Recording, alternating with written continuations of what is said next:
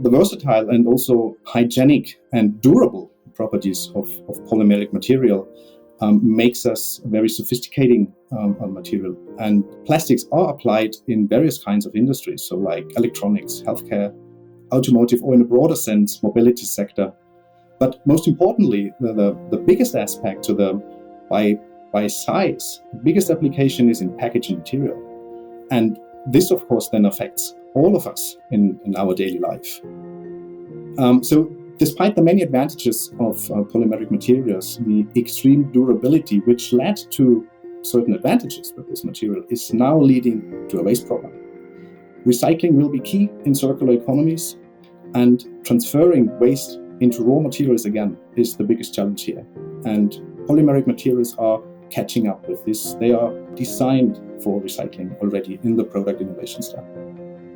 Our customers, they have to quickly adopt onto new regulations coming up. We mentioned the waste issue of polymeric material. In the recycling process, it is key to keep the properties of the polymeric material. There's blending is a factor with recycled and virgin material.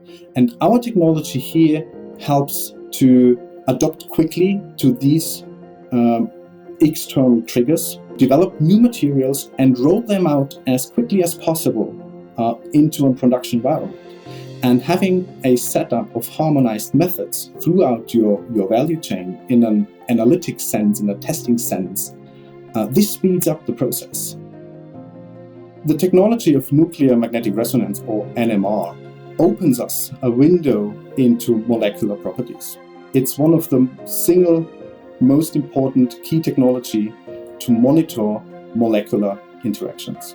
Whereas other technologies sometimes give a list of constituents or a snapshot-like picture of a macromolecular interaction, NMR is, as a dynamic technology in the native state of the polymer, we can have sort of a video and really look into dynamics and how molecules interact with each other.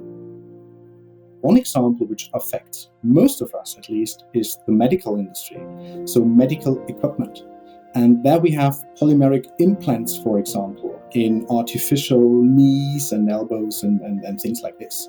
And those materials, they have to be sterilized. And this is mostly done by radiation. But the radiation also induces, again, breakdown. So if the radiation process, the sterilization process, is not well understood, this can lead to a decrease of the properties you want to have. And as you can imagine, in an implant, the accessibility is very limited after application, so it needs to be well understood. And here, magnetic resonance techniques, especially electron paramagnetic resonance, come into play to have the right setup in these implants to keep your properties even after the sterilization process. So antioxidants as an additive are here things to be mentioned. In the tire industry, so we see at the very beginning of the value or supply chain, you have the natural rubber, or also meanwhile mixed with synthetic rubbers. So the property of these raw materials can be checked as an incoming goods control environment to keep the quality and keep the specifications. But in the development then of the tire, and then you have the vulcanization process. Additives are added. In the vulcanization process, cross-linking happens. And exactly this cross-linking, that's a tricky question, because it defines the properties of the material afterwards. So is it more rigid? Is it more flexible? This defines exactly, especially whether it's a winter or a summer tire.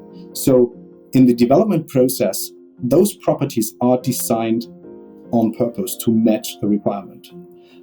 Those technologies require some insights, some expert knowledge on NMR spectroscopy. So rolling it out into a quality control environment would require a smaller tool which operates on a push of a button. But again, the cross-linking can be observed as a quality measure on, for example, the mini-spec, which is a time domain NMR system. And a piece of the tire is simply put into it, and with a push of a button, you get a measure on the cross-linking density. So this is the quality control, how your tire comes out of the vulcanization process. Those are some examples, but there are many, many more out there in almost any kind of industry, from display polymers in electronics, going to packaging material, and so on.